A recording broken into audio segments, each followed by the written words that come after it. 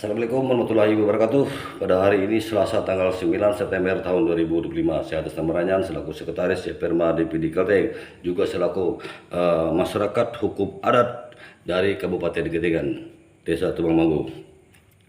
Kehadiran saya di Kabupaten Kota Waringin Timur, saya diminta untuk menampingi salah satu masyarakat hukum adat, Bapak Hartani namanya, yang memiliki lahan tanah perkebunan dari tahun 1980, dikuasai, dirawat dan dijaga dengan baik, sehingga dari hasil tempat berladang tersebut beliau bisa menyekolahkan anak, beliau bisa menyukupi kebutuhan hidup beliau sehari-hari. Karena sama-sama kita ketahui yang namanya orang Dayak merupakan hutan adalah tempat daripada menopang perekonomian hidup kita.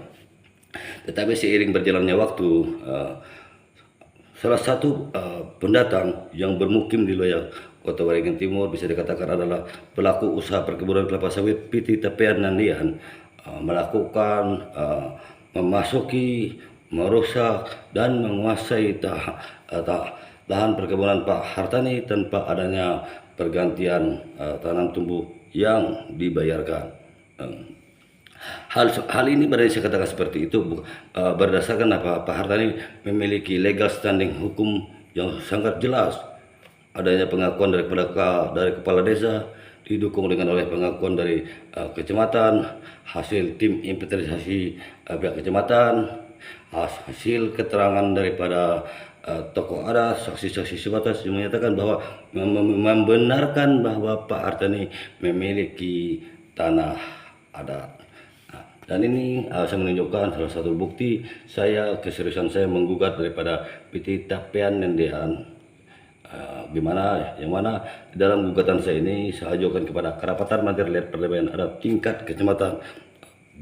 Jadi saya berharap Bapak Matir, Bapak Demam, teman-teman dari DADI, baik dari tingkat kecamatan, kabupaten maupun provinsi, bisa saling bahu-membahu kita supaya keberadaan legal standing hukum adat kita tetap terjaga, sehingga pihak pendatang yang bermukim di wilayah Kalimantan Tengah tidak berani macam-macam. Serta untuk kedepannya saya juga akan melakukan gugatan terhadap Bapak Kapolsek Kecamatan Mantaya Hulu yang berada di Kolakwayan, yang diduga melanggar daripada ketentuan hukum adat. Kenapa? Bapak Kapolsek merupakan salah satu aparatur penegak hukum, pengayom masyarakat. Tetapi di dalam bukti yang dimiliki oleh saudara Senin selaku kuasa daripada Pak Hartani juga, bahwa saat itu Bapak Kapolsek mencerminkan seolah-olah beliau bukan merupakan daripada institusi kepolisian, yang mana di dalam bukti yang dimiliki oleh saudari Senin, di situ Bapak Kapolsek terkesan bersikap arogan, berteriak-teriak, berada kasar. Apakah selaku aparatur penegak hukum, pengayom masyarakat berkata seperti itu, apakah layak? Makanya untuk kedepannya saya akan melakukan salah satu menggugat Bapak Kapolsek tersebut karena hukum adat. Jadi nanti biarlah teman-teman di kelembagaan hukum adat yang menilai, menimbang dan memutuskan apa sih sanksi yang harus diterapkan.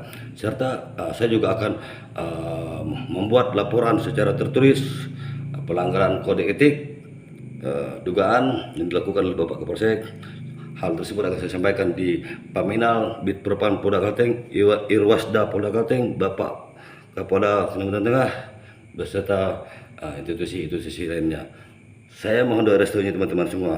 Semoga apa yang saya cita-citakan ini bisa menjadi kenyataan. Karena saya bercita-cita ingin hak masyarakat hukum adat dijaga, dihormati, dan disanjung oleh pihak pendatang yang bermukim di wilayah Kalimantan Tengah. Brapo Dayak Harati.